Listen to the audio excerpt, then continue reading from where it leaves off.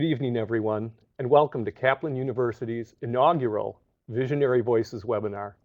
I'm Tom Boyd, the Dean of the Kaplan University School of Business and Management. Tonight, we are very pleased to welcome a very special guest, Mr. John Hope Bryant.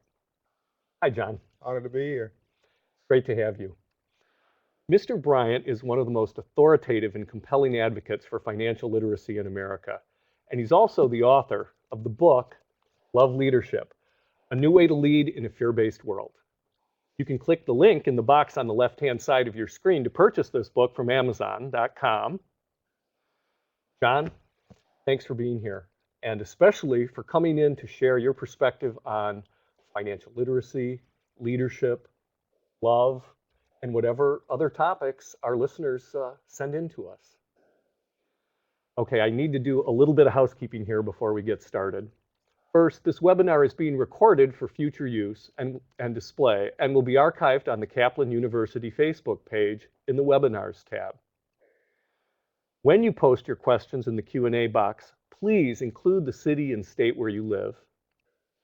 Also, please be aware that due to the high volume of participants, we won't be able to answer every question posted. And finally, if you'd like more information about Kaplan University's programs, you can click the link in the Learn More box in the bottom right of your screen. Okay, now let's get started. John, first I just have to ask, how do you keep up this pace?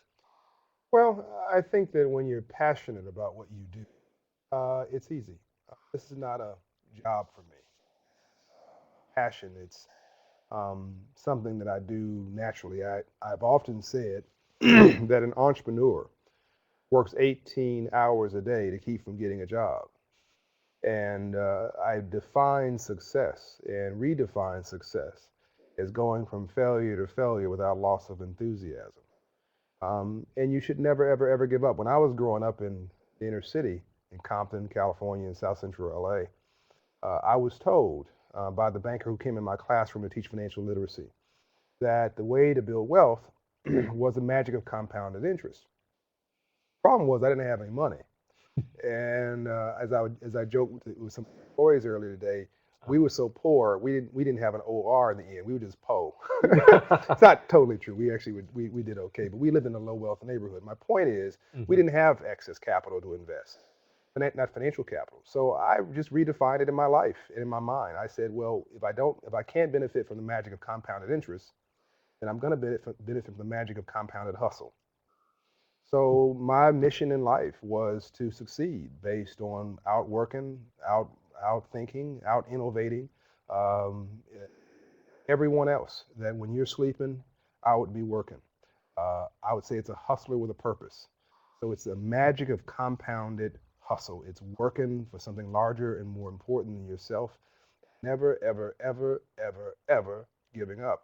And it just sort of feeds on itself. And when you're doing something like that, it energizes you. People have to remind me that I'm working and have to ask me to stop because it just comes so naturally.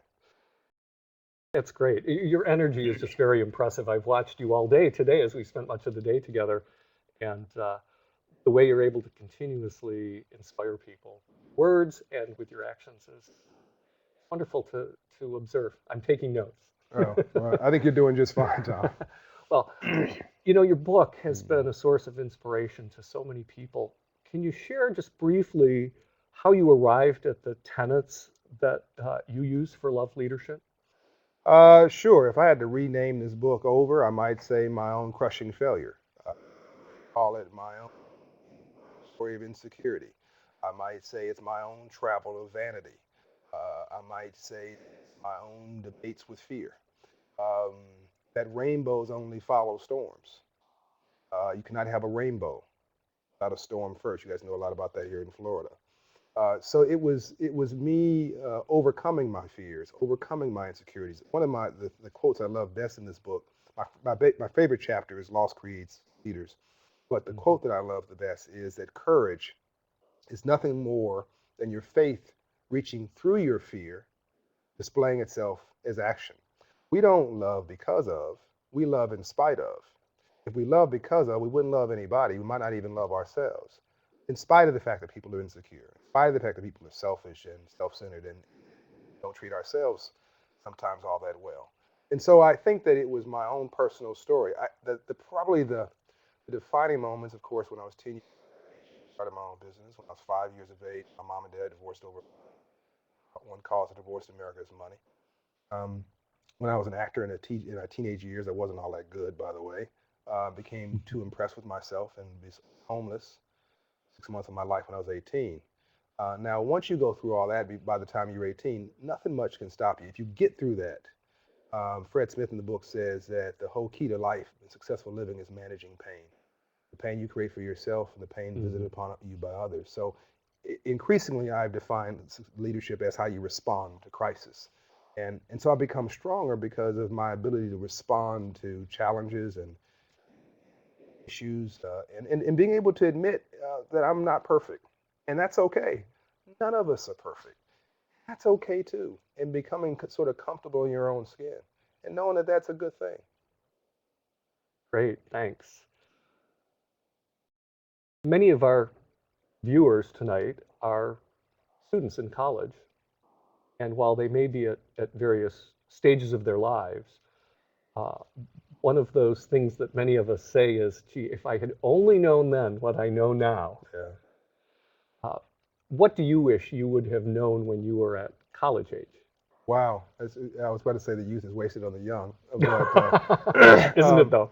I think that the thing that hits me when you say that, I'm gonna go back to what I would have named this book had it not been Love, Leadership, the New World. I think that if I had known then that I know now that it's okay to be me, that you're enough all by yourself. As my pastor, Reverend Murray, would say, is not what people call you, it's what you answer to that's important. I add to argue with a fool proves there are two, or as Quincy Jones, mentor who's in the book, would say, not 1 ounce of my self-esteem depends on your acceptance of me. That leadership is not a popularity contest. That I'd rather you respect me and learn to like me than like me and never respect me. So to not be afraid to be out on the point all by yourself. Not be afraid to walk the road less traveled, Scott Peck's book. To not be afraid to have a belief and a system and a vision, maybe out of sync with the rest of the world. It may mean you're a visionary because egos don't fly in packs. And I think that getting comfortable with that has been my lifelong struggle. Not, wanting to fit in, wanting to be the popular kid, which I wasn't. I mean, I was a tackling dummy in high school. My mother put me in these crushed velvet, I'm traumatized as I'm thinking about it, purple velour suits with these ruffled shirt and a big bow tie and sent me to school at 10 years of age, Tom. I love her, but I wanted to South strangle Central, her. huh? And this was in Compton, worse. Wow. And I know it well. I lived in North Long Beach for a long time, just blocks from Compton. That's where all the cute girls. Yeah. That's where the popular. I lived in the hood. They say the hood. So I mean, on a serious note, I think that it was those purportedly traumatizing experiences. So because I wasn't popular, I put my head.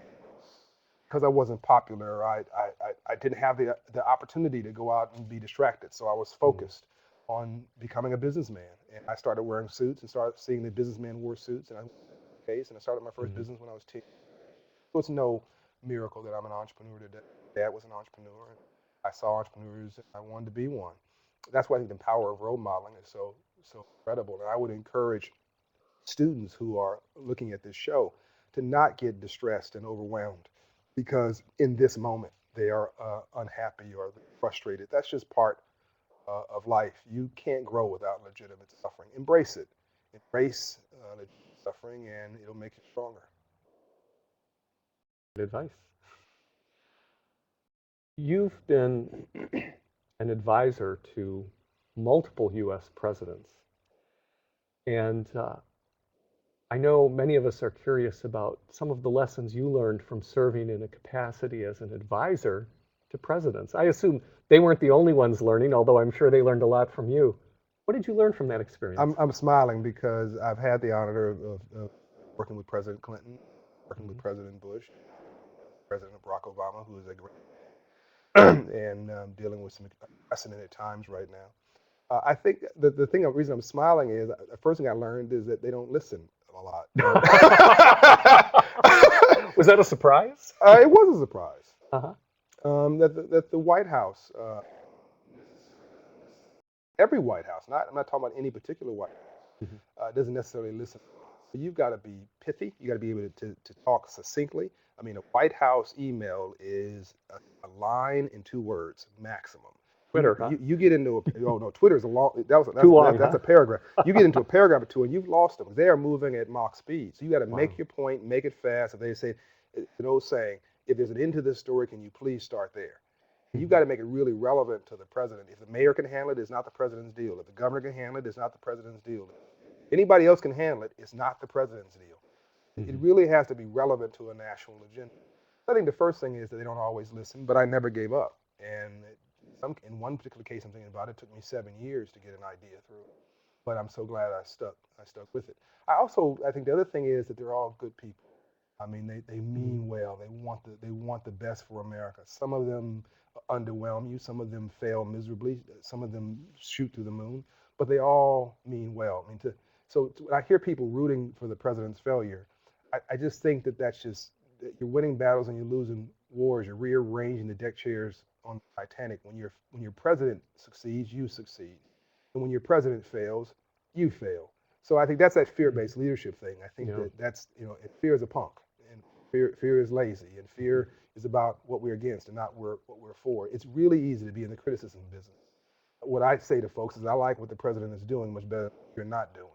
So I just encourage people to get in the game and be part of the solution and make America great again. I mean, that's what we want, and that's going to come through legitimate suffering and constructive friction.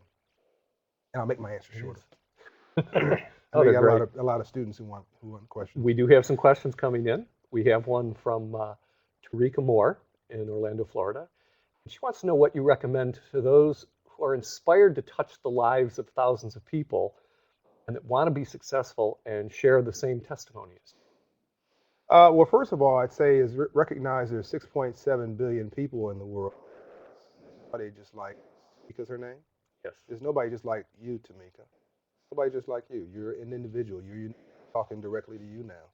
That, as Deepak Chopra would say, we're not human beings having a spiritual experience. We are spiritual beings having a human experience. You are special, unique, and God made you uh, an identical twin to yourself.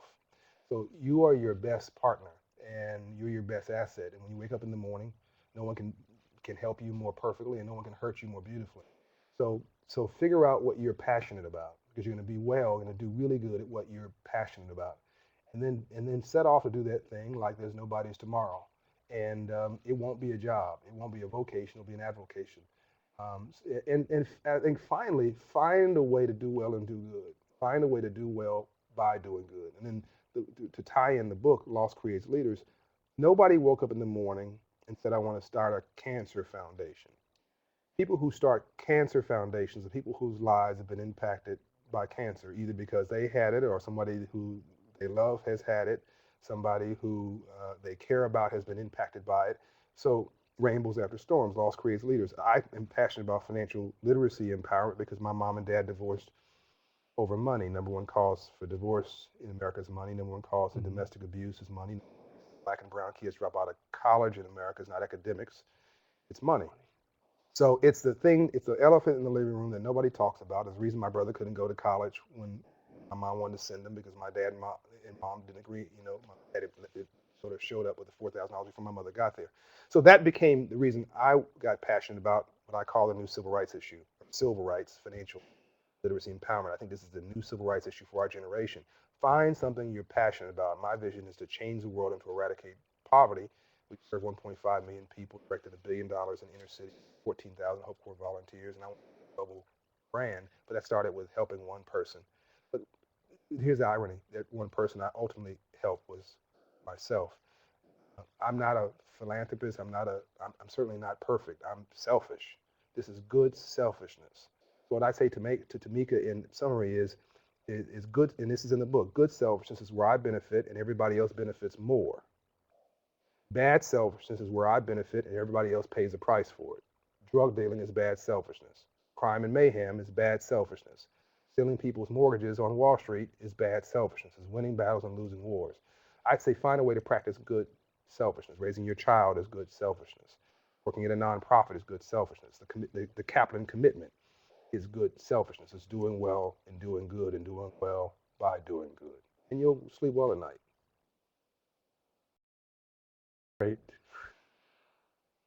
You've accomplished so much.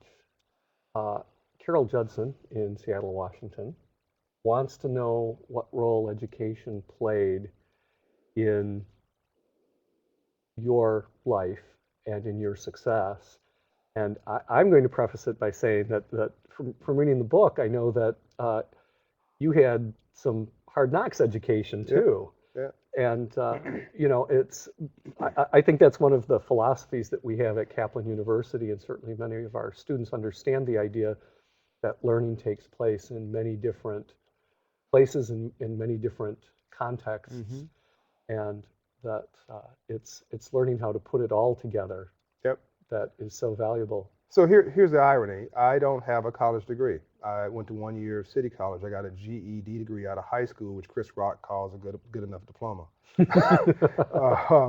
I was distracted by business since I was 10 years of age, and so it was hard for traditional ideas to compete with my practical real life experience. And I had probably started 100 businesses before I was age 20. Most of them failed, I might add. But I was a serial entrepreneur. Now, oddly enough, everybody who works for me has a college degree. I won't hire somebody who doesn't have a college degree. I think an expert is somebody who knows more and more about less and less. I want experts in various aspects of our operations so I can rely on them to add value to what we're doing. I bring a bit of special sauce to the equation, which are my ideas and my passion, my ability to charge a hill and follow up on it with a second turn and so on and so forth. And to be relentless. And so I know where I fit, and my team, together we form a perfect sort of orchestra. Education, though, as I look back on my life, education and unconditional love were two things that, and mentors, I think those were three things that defined me. I remember in my elementary school, I remember teachers who believed in me. My mother was laid off from McDonnell Douglas Aircraft and started her own nursery so she could spend time with me. My mother went to go work at my elementary school as a janitor, and she was overly qualified so that she could be with her child. I mean, this is just it brings tears to me how much she sacrificed for my education. So by the time I was in junior high school, my little personality was formed. By the time I was 10 years of age, I had already run into a banker who came into my classroom because the teacher was a value-added teacher, so they wanted to have all these experiences. I remember asking this I'm saying this for a reason, this Caucasian banker. I remember asking this white banker with a red tie, a white shirt, and a blue suit, man, what do you do for a living, and how did you get rich legally? I mean, I said, I've never seen a white man in the hood other than a detective. Who are you? And he started explaining to me the language of money and unpacking financial literacy. And I was like, man, the endorphins started firing. And capital comes from the Latin word capitas, knowledge in the head. So, ideas started firing about what I could do and who I can be. And that combined with seeing my father as an entrepreneur was when I decided to be a businessman. My mother told me she loved me every day of my life. So it was both real life education, most impacted by the time I was, your personality forms by the time you're 13 or 14, your virtues, your values. By that time I was a young adult. And then combined with my mother telling me she loved me every day of my life, so I had no problem. And then it's not a huge one. And then my dad gave me a sense of yes, I can. That's why I think that family structure is so important, and I think that education is the ultimate poverty eradication tool, because when you know better, you do better. If we don't get this education thing straight in the U.S., we'll all be speaking Mandarin in 10 years. I'm slightly exaggerating, but to make a point, that this is global competitiveness, and America has to recommit to some basics. I mean, we can do this. We have done it before. We can lead again, but we've got to make smart sexy again. We've been making dumb sexy for too long. For the last 20 years, we've been making dumb sexy. We've dumbed down and celebrated it. We've got to make smart sexy again. And that's why I love what you're doing at Kaplan and the business school. It's why I love questions like come at us from your students. Yes, I told you it's going to give you sound bites, didn't I? Yeah. Okay, I'll remember that. I will remember that. Keep me honest, audience. When you say the importance of what we're doing at Kaplan, I just, I think that that we all, as we pursue our education, think of education as being something that's very personal. Mm. But education is really one of the most important strategic issues that the United States faces today. Sure.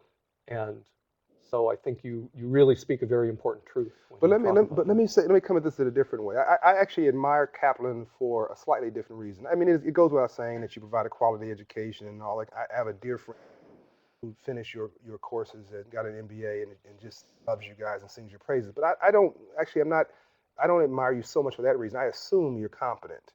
I admire you about how you've responded to the pain and the struggle and some criticisms. Because I think leaders evolve in response to crisis. I think that you are actively learning right now.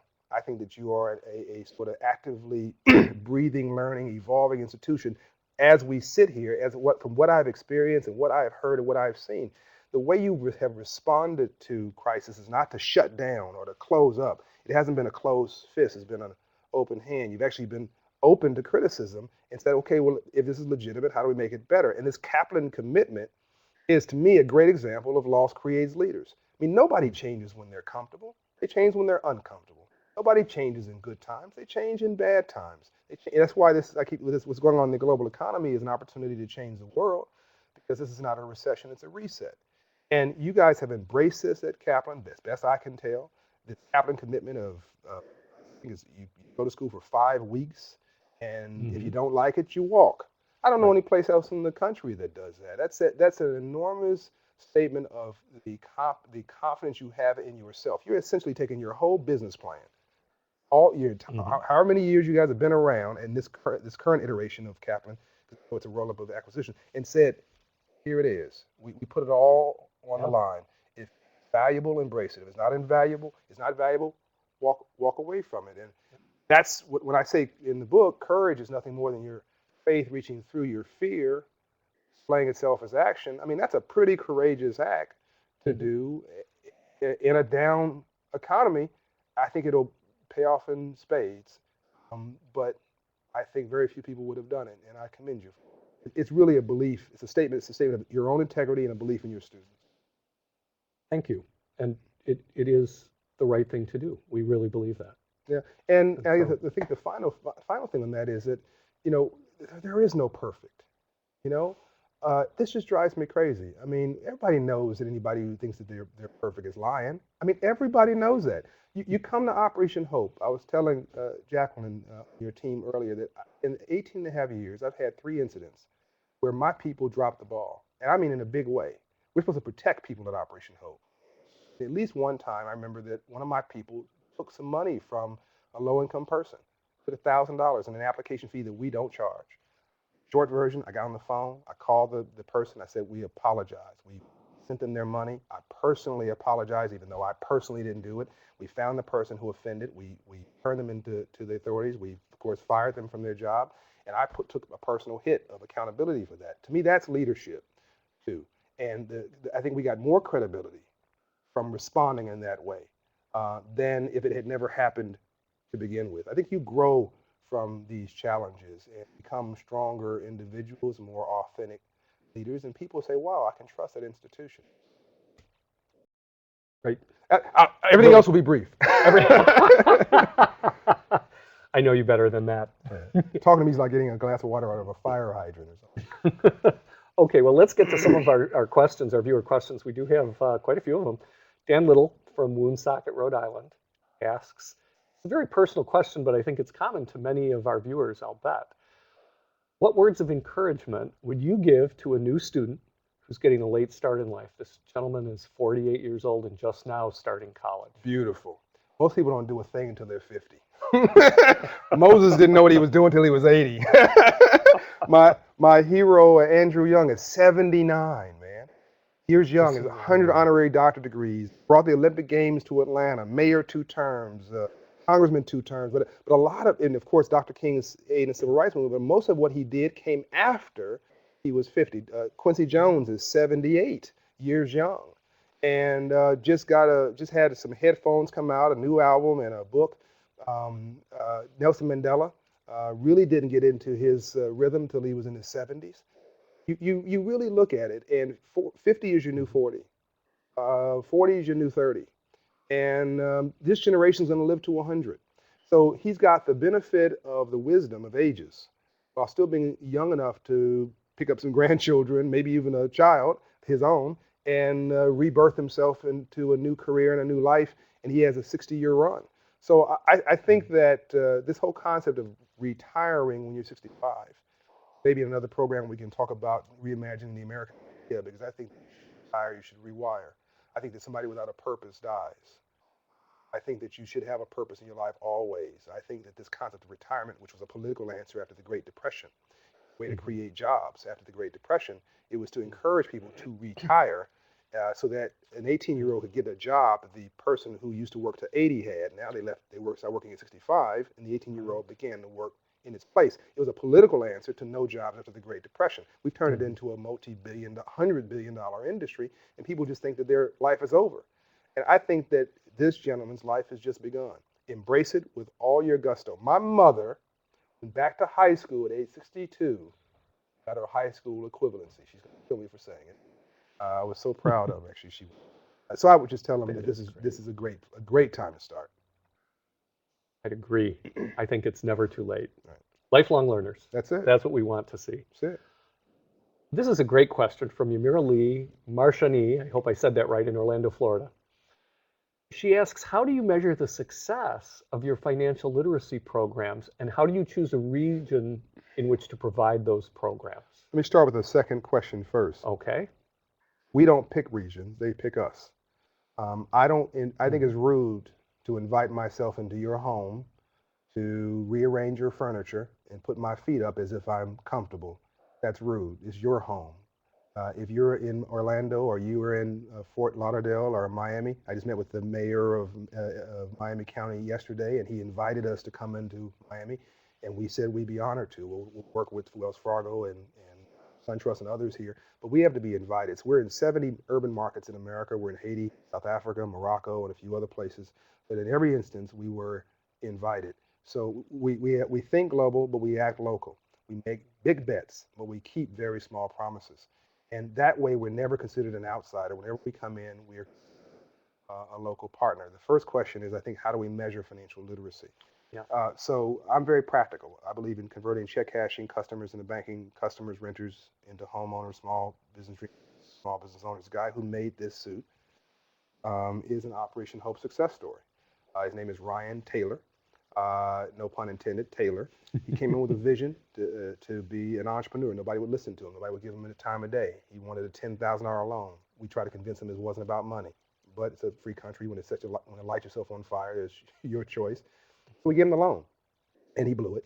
And he finally came back and said, okay, now I'll listen. And so fine, you got to pay back the $10,000 loan, go into financial literacy training, case management, and create a business plan. We took out another $35,000 loan 18 months later, raised his credit score 100 points.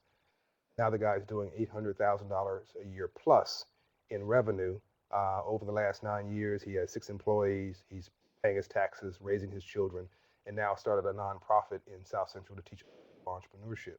So this is how I measure. It's a cool suit too, ain't it? It is a cool suit. It even makes me look okay. I'm a little jealous. But that's how we measure his results. We've I think funded around $400 million in loans, structured another $400 million in prime mortgages, another couple $100 million in financial literacy training for children.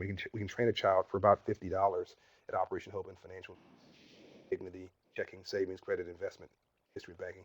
And finally, we've entered into a partnership with Gallup, best in class. So we have the Gallup Hope Financial Literacy Index that is basically behavioral economics for children. So it's financial literacy, hope, well-being, and engagement. And we think we can actually impact the high school dropout rate in America by turning young people into entrepreneurs and job creation factories. Right, sounds like a great solution to me. Well, we're working at it. Yeah, and doing a great job. I love this question. This is from Lisa Leiter in Kearney, Nebraska. And she talks about the importance of using positive, love-based leadership skills and how important they are, as you talk about. She's asking, can you give us some direction for dealing with leaders who use fear instead of love in directing their company? Yeah, they'll fail. Countrywide failed.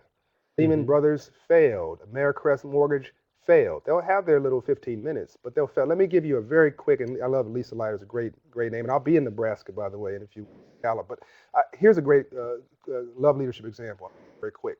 So Mr. Jerk is the employer. Mr. Jerk talks to Tom and says, Tom, look, I don't care. I just got here at this company. I don't care about you or what you believe. You do this job, and if you don't do it right, I'm going to fire you. You hear me? I'm going to fire you. Now, you've got a mortgage, you've got kids in college, of course, at Kaplan and so on and so forth. So you're, in all practicality, not going to walk out of that job. You're going to, in the short term, say, yes, sir, deal with the fear, but you're going to give that employer only minimal compliance. You're just going to do the bare minimum. And if you're honest with yourself, if that employer gives you an opportunity to show that they are a jerk, you're going to help them slip. I mean, you're not gonna trip them. I don't mean that physically, but if they screw up in some way, you wouldn't feel bad about exposing them to their boss that they screwed up. So it's an environment of mutual sabotage. Let's flip it now. Now your boss is Mr. Nice Guy.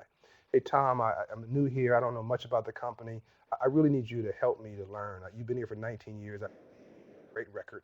I have an open door policy. 2 months later, he comes to you. Hey Tom, come see me sometimes. About a month later, you lose somebody in your family. Hey Tom, I'm really hurt, really sorry about your loss.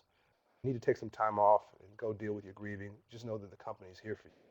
The question would be, what's happening between you now and Mr. Nice? You're building a relationship. Is that right? Yes. So now Mr. Nice asks you on a Friday afternoon at 5 o'clock.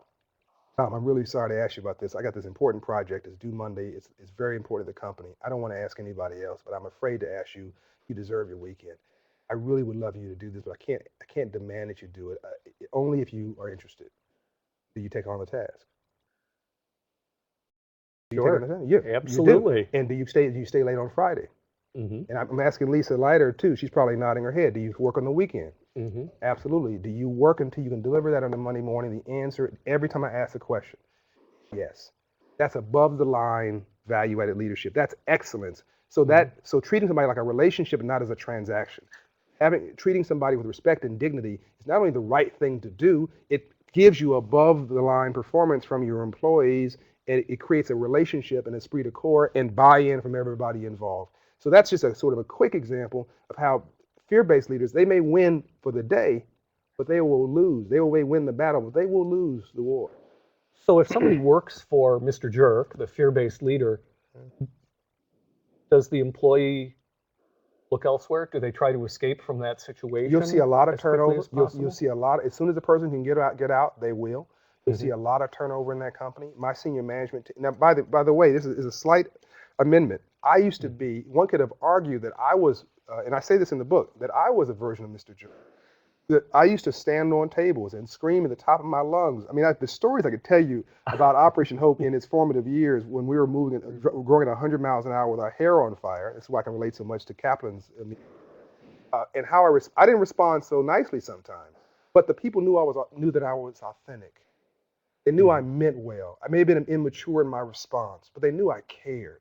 And authenticity is so incredibly important. People can feel it, they can discern it, they know it. And so they knew John, he didn't respond that well, but he believed. So I have very little turnover is my point.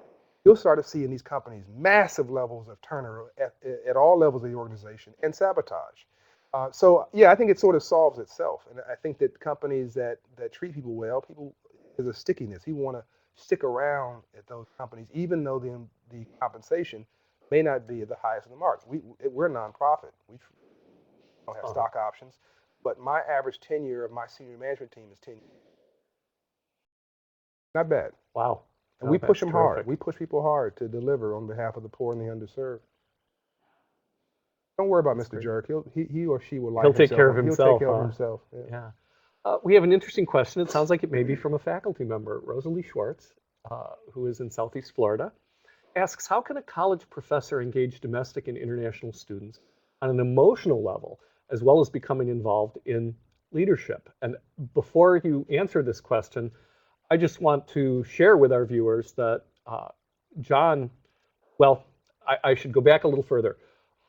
last fall, I read John's book and was so very moved by it that I called him and asked him if he would serve on the advisory board for the business school. And he very graciously agreed.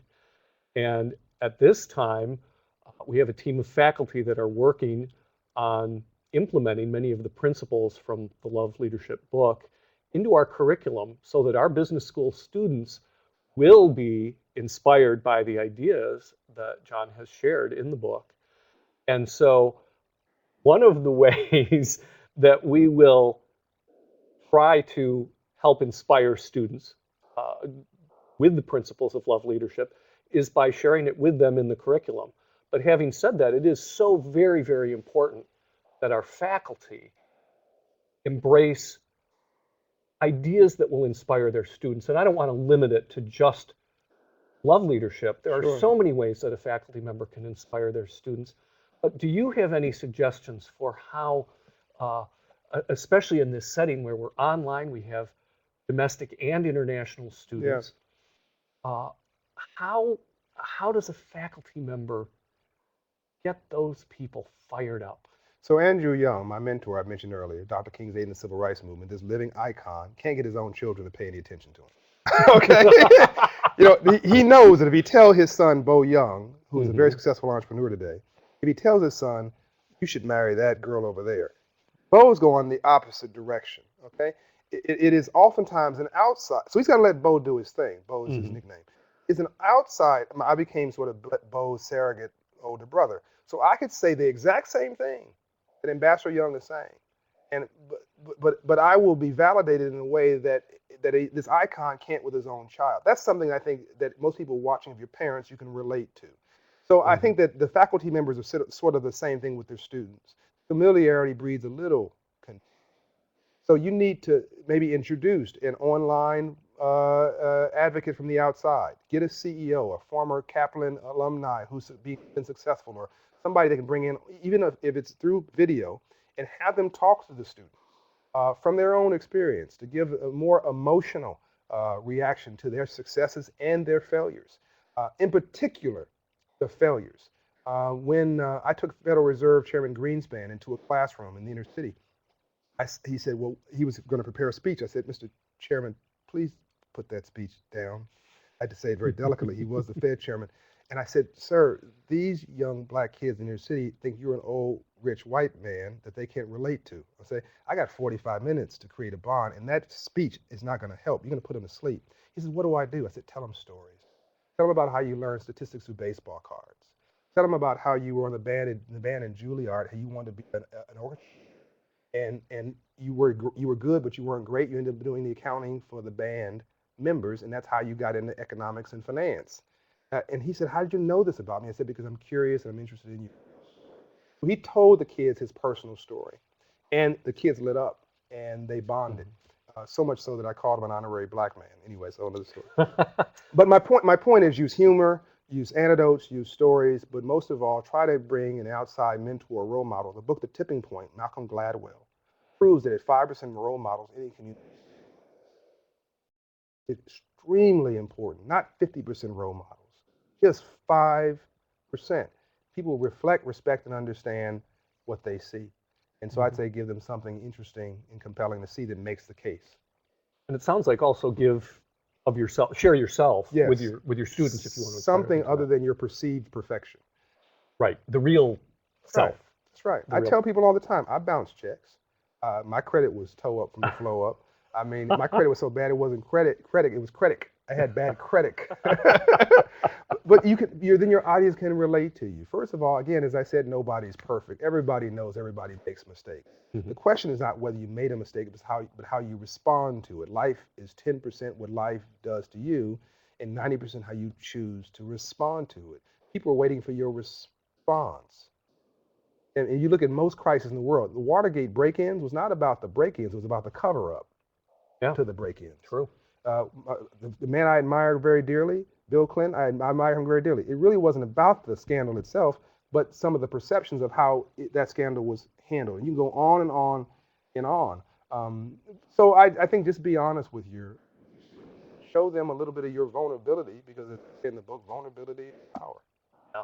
I think that by me sharing a little bit of myself with your audience that may not be perceived, it's not on my resume, it's about some of my failures, they are more relaxed.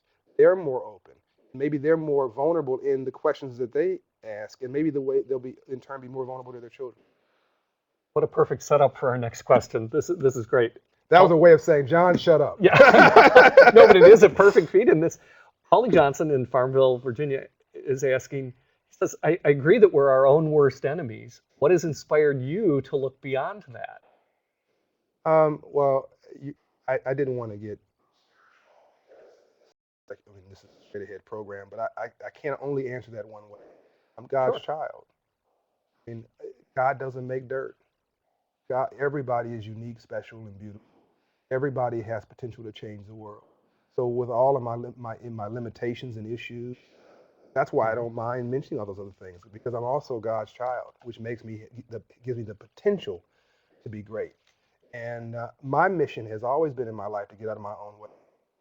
The thing I'm most proud of is that I'm reasonably comfortable in my own skin. So for the last 20 years, my friends have been trying to get rich. I've been trying to become wealthy. Difference. Riches is outside on, where wealth is inside out. And so if I don't like me, I'm not going to like you. If I don't feel good about me, I'll never feel good about you. If I don't respect me, I don't have a clue how to respect you. If I don't love me, I don't know how to love you. And hurt people hurt people. Hurt people hurt people. So, I can forgive other people because I need to be forgiven myself. I can have compassion for others because I need compassion. Now, I am impatient with incompetence. I'm impatient with laziness, and I'm working on it. But anybody trying, really trying, I've got the patience of Job with those people, and I think the world does too. So I would tell this person not to be so hard on themselves. Cut himself a break, and then hold himself to high standards. Good idea. That was shorter. That was. We have a question from Carol Judson in Salt Lake City, and I'll paraphrase here. Is there anyone that really embodies principles of love leadership completely? And if so, why? Yes. Again, love leadership is not about perfection. This is something I'm continuing to battle. That, and please don't think I'm perfect because you'd be sorely disappointed. I like being human. A friend of mine in Vienna told me that the greatest sin is not to do bad. All men will do bad, thus all men will sin. The greatest sin in the world is not to do good when you could. So then I would have to flip that and say, who do I believe does good when they could? Saint is a sinner that got up. So you can make a mistake and not be a mistake. Who are those people? I think Jimmy Carter is a great love leader. So he had this challenged presidency. And think about presidents who were perceived to be very successful. Ronald Reagan, as an example. He left office and gave a couple of speeches and basically retired. But look at Bill Clinton, who had a blemish on his presidency. Look at Jimmy Carter, a blemish on his presidency. These guys are changing the world post-presidency. In part, rainbows after storms, loss creates leaders, in part to compensate for the perception that their presidency had some challenges. They are working triple time post-presidency to repair those sins, but also because that's who they are. And they want an expression for their true excellence. They've changed the world. Jimmy Carter has basically eradicated guinea worm in the world. Bill Clinton has spawned through Clinton Global Initiatives hundreds of billions of dollars that would not have otherwise been dispersed to empower the poor. Andrew Young, I've already mentioned. I'd love to give an example of how he's done that if I get a moment. Actually, makes money through Andrew Young is a great example. Quincy Jones, Bill George, CEO of Medtronic, former CEO of Medtronic, who grew it from $3 billion market cap to $35 billion market cap, and gave 60% of his income to his foundation, where him and his wife Penny now give back to community, and is doing extraordinarily well. I mean, Bill would say, "How many yachts do I need?" sort of a thing. But I mean, I can go on. Luckily, I can. Dr. Dorothy Height, who's since passed. We need more women examples. I think there are countless examples, frankly, if you're willing to look for them, of people who embody these principles. I'd say to the listener, think of people you admire. Snapshot it in your mind. They're all love leaders. They don't spend a minute of their time dogging somebody, talking down to them, chasing them down with criticism. They're about what they're for, not what they're against. They're committed to doing well and doing good and not just doing for themselves. It's about we and not about me. It's about what they have to give and not just what they have to get. It's about building wealth and not just getting rich. It's about building long-term wealth and sustainability and not just getting paid now. These are consistent themes amongst great leaders. One of the things I always used to tell my students when I was teaching. And by the way, fear is a punk and a lazy bastard. I want to get. Got to agree with you there. Go ahead. When I was teaching, one of the things I used to stress to my students is that when we're faced with that opportunity to do something positive or even great, that often the door is only open for a few moments, and we have to know how we choose to react to those things, and that one of the important things we must do is reflect on the kind of person we really want to be, so that when those opportunities present themselves to do good or to screw up, Yes. that we've already thought through how the kind of person we want to be, so that we react appropriately the way we want to react to a situation like that. What do you say to that? Do you think that people instinctively do the right thing, or do you think people need to know themselves, come to know themselves, to be able to react appropriately to crises or difficult situations? This is one of the best questions, Tom, that anybody's ever asked. Ever. I hate simple questions. I think that it's both. That we are born for good and we learn bad. That badness is nothing more than failed goodness. That it takes so little hope to turn any situation around. One positive person on your faculty, one positive person on one of your listeners' block, one positive person in the schoolhouse or in your family can flip an entire negative situation and make it positive. So hope is so powerful. You need a minority of it, even a super minority of it, to change the world. That's what makes me so hopeful, is that even darkness can't be defined except through the prism of light. Light defines and gives darkness its strength. So, and for those who are spiritual, I'd say that Lucifer is a fallen angel. He's a punk. God gives him permission to exist. So hope is that incredibly powerful. I think the other side of that, though, is that I've been spending the last 20 years trying to figure out who I am. It's a constant process, becoming reasonably comfortable in your own skin. And at the end of the day, so we're born for good, but society has hijacked, in many ways, our culture. For 100 years, America was excited about an idea, Tom. Whether it was the Kaplan schools, the Kaplan Business School, whether it was another business school, whether it was Walmart, or whether it was the World Economic Forum by my friend Klaus Schwab in Switzerland, whether it was Gandhi and his movement, whether it was a social movement or a company, it was all an idea. Ted Turner, CNN, Steve Jobs, Apple, fired from his own company, I might add. Took him 20 years to come back and lead again. And we have gone from the power of the idea, with the byproduct being money, power, and position in the world, to making the byproduct product. Now you ask people, what are you passionate about? I want to make money. Why are you a rap star? I want to get paid. Why are you an NBA star? I want to get paid. Why are you on Wall Street? I want to get paid. Why are you selling drugs on your street? I want to get paid. It's the only way the drug dealer on your street and the pimp on Wall Street is the same guy. So we've been hijacked by thug culture. We've been overrun with this obsession with money and short-termism and fear-based leadership. But I think that we're tired of it. And I think that you go back to what I really said, your core, you know what's right.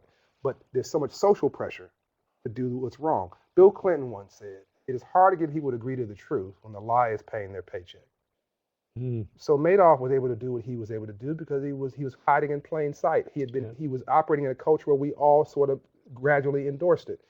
It's going to take a new generation of young people, kids that are coming up in your business school, who will come and say, I don't want to do it that way anymore.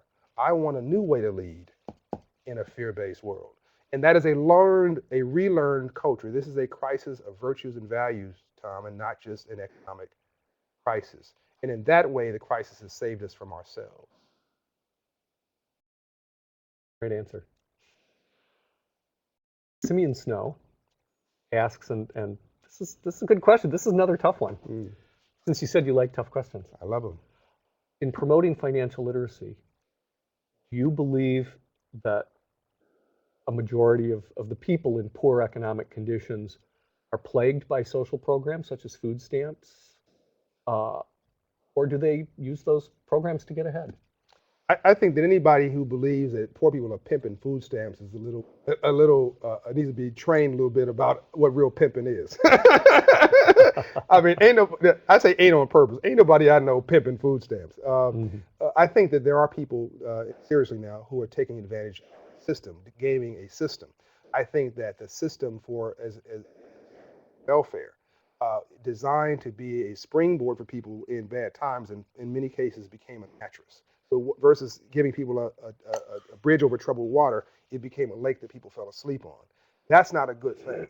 You want to give people a hand up and not a handout. And you can create any kind of culture you want. When Dr. Martin Luther King Jr. was in Israel with Andrew Young and his wife Coretta Scott King, and Coretta Scott King is another unheralded shero, I might add.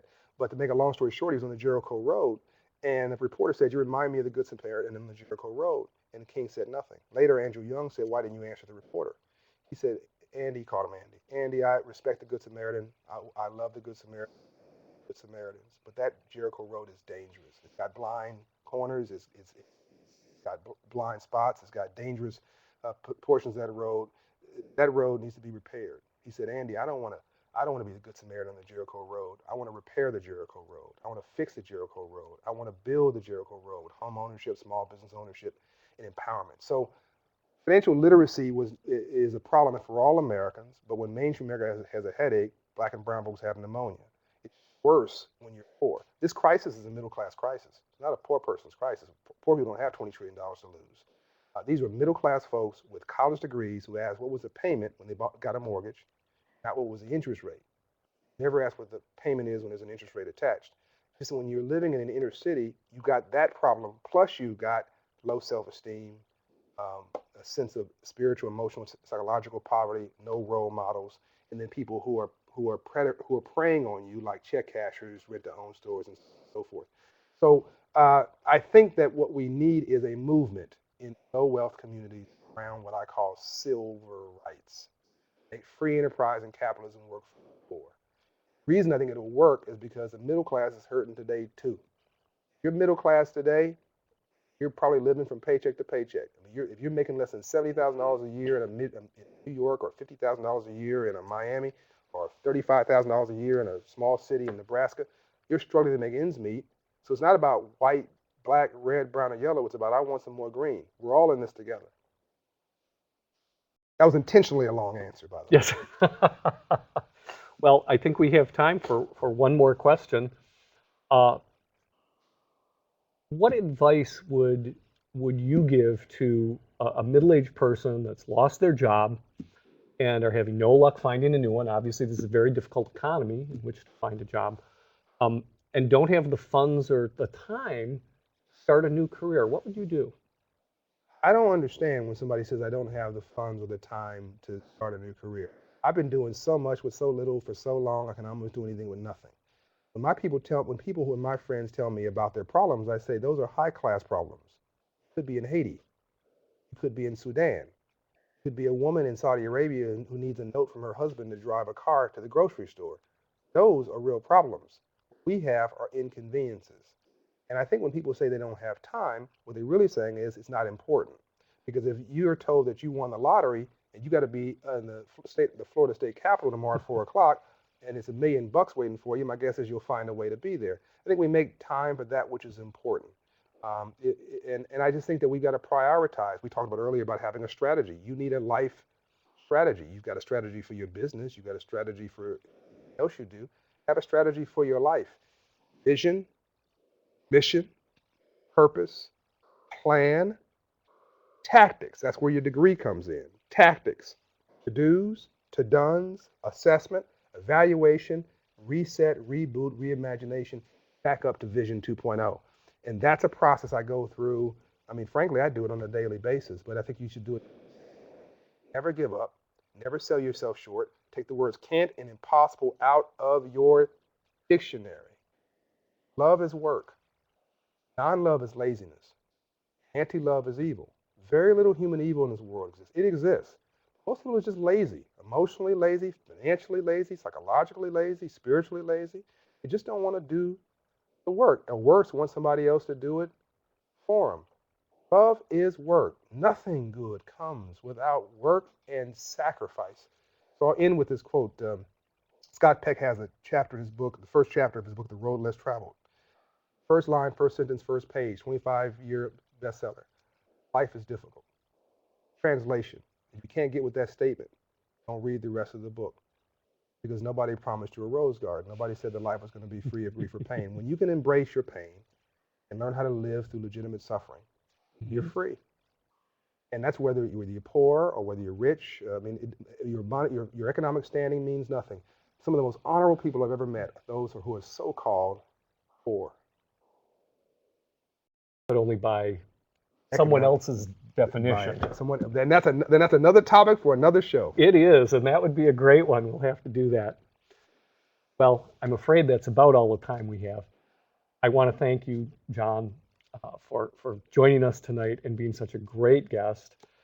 And we so appreciate your time, your insight, and your willingness to attend this, our first Kaplan University's Visionary Voices webinar. We are going to close this evening with a survey, which will be appearing on your screen just about now. Please take a minute to fill it out, and be sure to enter your contact information if you'd like to learn more information about KU's programs and degrees. I hope you have a wonderful evening, and one more time, love leadership. It's a great book. I hope you'll take a look. Thank you, my friend.